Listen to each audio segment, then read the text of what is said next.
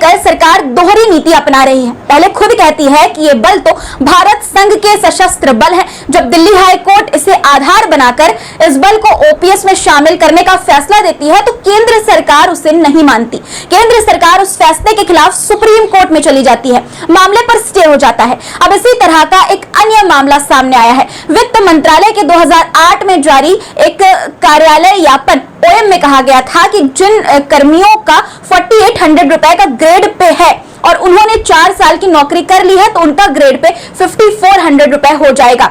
लेकिन ओएम को नजरअंदाज कर दिया गया सरकार द्वारा, जिसके बाद केस हुआ और अब इसकी जजमेंट कॉपी आ गई है, जिसमें 24/9/2021 के विवादित आदेश को रद्द करते हुए रिट याचिका को स्वीकार किया गया है और प्रतिवादियों को निर्देश दिया गया है कि वे याचिकाकर्ता को वित्त मंत्रालय द्वारा जारी दिनांक 29/8/2008 के संकल्प के अनुसार PB 3 में 5400 रुपए के ग्रेड पे में NFU का लाभ 6/7/2019 से दे, जिस तारीख को उसने 4800 रुपए के ग्रेड पे में 4 साल की सेवा पूरी की थी। इस आदेश के अनुसार अभ्यास 8 सप्ताह के भीतर पूरा किया जाएगा और उसके बाद 4 सप्ताह के भीतर याचिकाकर्ता को दे बकाया जारी कर दिया जाएगा। दरअसल दोस्तों, लंबी अदालती लड़ाई के बाद केंद्र सरकार ने ग्रुप बी के कर्मियों को यह फायदा दिया, मगर इसमें केंद्रीय अर्धसैनिक बलों को छोड़ दिया। इस केस को आधार बनाकर आईटीबीपी के इंस्पेक्टर सुशील कुमार ने दिल्ली हाईकोर्ट का दरवाजा खटखटाया। लंबे संघर्ष के बाद उनकी जीत हुई। अदालत ने उन्हें 5400 ग्रेड पे देने का फैसला सुनाया। अब सीआरपीएफ और बीएसएफ के ऐसे इंस्पेक्टर जीडी जो 1.5 दशक से अधिक अवधि बीत जाने के बाद भी सहायक कमांडेंट नहीं बन सके हैं, वे अदालत में याचिका लगाने की तैयारी कर रहे हैं। दोस्तों, दिल्ली हाईकोर्ट की जस्टिस रेखा पल्ली और जस्टिस कैलेश कौर ने 9 सितंबर को यह फैसला सुनाया है। बता दें कि वित्त मंत्रालय के व्यय विभाग ने 29 अगस्त 2008 को एक कार्यालय ज्ञापन जारी किया था। इसमें कहा गया था कि जिन कर्मियों का 4800 ग्रेड पे है और उन्होंने 4 साल की नौकरी कर ली है तो उनका ग्रेड पे 5400 हो जाएगा। इस मामले में central board of director tax यानी कि CBDT में कार्यरत कर्मियों को यह फायदा नहीं मिला। इस मामले में CBDT के इंस्पेक्टर M सुब्रमण्यम 167/2009 कैट में चले गए। कैट ने भी इंस्पेक्टर के पक्ष में फैसला नहीं दिया। उसके बाद M सुब्रमण्यम मद्रास हाईकोर्ट 13225/2010 में चले गए। सरकार ने अदालत में कहा कि आपको यह लाभ नहीं मिलेगा, जो पदोन्नत होकर आए हैं उन्हीं को ये लाभ मिलेगा। मद्रास हाईकोर्ट ने कहा कि उतक कर्मचारी को ये लाभ दिया जाए। हाईकोर्ट के फैसले के खिलाफ सरकार सुप्रीम कोर्ट में 13883/2011 में चली गई और सुप्रीम कोर्ट ने पूरे मामले की सुनवाई के बाद सरकार को लताड़ लगाई। मद्रास हाईकोर्ट का फैसला बरकरार रखा। केंद्र सरकार इसके बाद भी संबंधित कर्मचारी को फायदा देने के लिए तैयार नहीं हुई। सरकारी अपील भी 10 अक्टूबर 2017 को डिसमिस हो गई। सरकार ने एक नहीं बल्कि 2 रिव्यू और 2 पिटीशन दिए थे। ये भी 23 अगस्त 2018 को डिसमिस कर दिए गए। सुप्रीम कोर्ट ने कहा कि इस मामले में जो SLP रिजेक्ट की गई है, केस का वही स्टेटस रहेगा। इसके बाद CBDT ने भी सुप्रीम कोर्ट का फैसला मंजूर कर लिया। सुप्रीम कोर्ट में पिटीशन रद्द होने के बाद केंद्र सरकार ने ग्रुप बी में यह आदेश लागू कर दिया। मतलब वित्त मंत्रालय ने 2008 में जारी कार्यालय ज्ञापन OM के अनुसार जिन कर्मियों को 4800 रुपए का ग्रेड पे है और उन्होंने 4 साल की नौकरी कर ली है, उनका ग्रेड पे 5400 रुपए हो जाएगा, ये फायदा दे दिया। सरकार ने कहा कि आदेश केवल ग्रुप बी वालों के लिए ही लागू होगा। हालांकि ये पे ग्रेड तो ग्रुप ए में भी आता है, लेकिन ग्रुप बी में ही ये फायदा दिया गया। इसके पीछे वजह बताई गई कि ग्रुप बी में कमजोर वर्ग है, उन्हें आर्थिक तौर पर सफल बनाना है। केंद्र सरकार ने उस वक्त एक नई शर्त लगा दी। सरकार ने कहा सभी को यह फायदा नहीं मिलेगा, केवल पदोन्नति वालों को ही दिया जाएगा।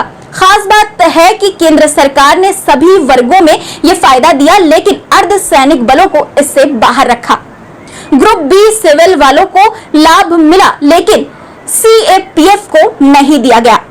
आईटीबीपी इंस्पेक्टर सुशील कुमार ने दिल्ली हाईकोर्ट में याचिका लगाई। उसमें कहा गया कि मद्रास हाईकोर्ट ने इस केस में फैसला दिया है, हरियाणा एवं पंजाब हाईकोर्ट ने भी इस केस में फैसला दिया है, सुप्रीम कोर्ट ने भी हाईकोर्ट का फैसला सुरक्षित रखा। सुशील कुमार ने उक्त फैसले के आधार पर 21 जून 2020 को आईटीबीपी को लीगल नोटिस भेजा था। बल ने उसे 18 सितंबर 2020 को रिजेक्ट कर दिया। उसके बाद 43,321/2021 रिट पिटीशन किया।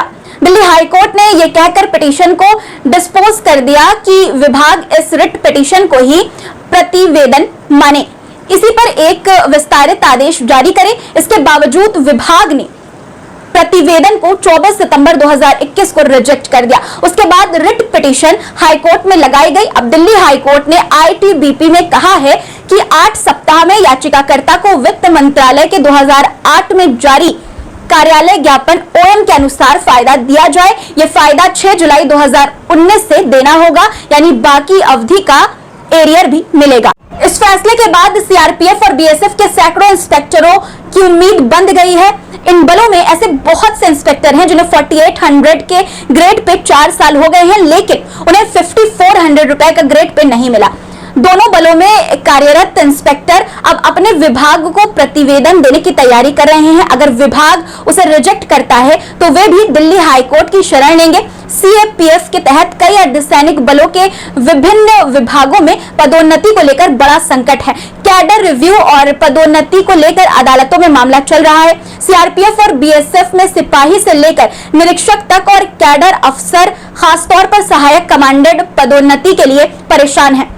दिल्ली हाईकोर्ट ने पिछले दिनों सीआईएसएफ में इंस्पेक्टर एग्जीक्यूटिव और सहायक कमांडेंट एग्जीक्यूटिव की पदोन्नति को लेकर एक अहम फैसला सुनाया था। हाईकोर्ट के समक्ष बताया गया कि सीआईएसएफ में इंस्पेक्टर से सहायक कमांडेंट बनने की योग्यता 5 वर्ष है, मगर पदोन्नति मिलने में 19 साल लग रहे हैं। दिल्ली हाईकोर्ट में जस्टिस रेखा पल्ली और जस्टिस शैलेश कौर की खंडपीठ ने गृह मंत्रालय सीआईएसएफ को आदेश दिया था कि 4 माह में पदोन्नति के रास्ते खोजें। इस मामले में यूपीएससी डीओपीटी के द्वारा समय समय पर जारी कार्यालय ज्ञापन के आधार पर मामले का निपटारा करे।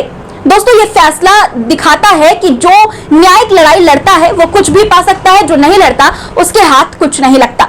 ग्रेड पे को लेकर ये जजमेंट ऐतिहासिक है। अब सवाल ये है कि इसके आधार पर सीआरपीएफ बीएसएफ को यही ग्रेड आसानी से मिलेगा या फिर उनको भी केस करना पड़ेगा। दोस्तों, इसका सबसे बड़ा निवारण यही है कि अगर आप सभी लोग जजमेंट की कॉपी लगाकर अपने अपने विभाग को दीजिए, जो बचे हुए लोग हैं, और नेक्स्ट ग्रेड पे की मांग कीजिए। अगर विभाग आपको नहीं देता है तो उसके 30 दिन के अंदर में आप लोग संगठित होकर रिट पिटीशन दिल्ली हाईकोर्ट में दायर करें। बाकी मेरा वीडियो कैसा लगा आपको कमेंट बॉक्स में जरूर बताइएगा। और दोस्तों, एक अहम बात, इंपॉर्टेंट बात और कहना चाहती हूँ कि अगर आप लोग वीडियो को देखते हैं तो चैनल को सब्सक्राइब भी कर लीजिए, क्योंकि बहुत से लोग ऐसे हैं, ज्यादातर ऐसे लोग हैं जो वीडियो तो देखते हैं पर चैनल को सब्सक्राइब नहीं करते, इसलिए चैनल को जरूर सब्सक्राइब कर लीजिए। दोस्तों, जय हिंद।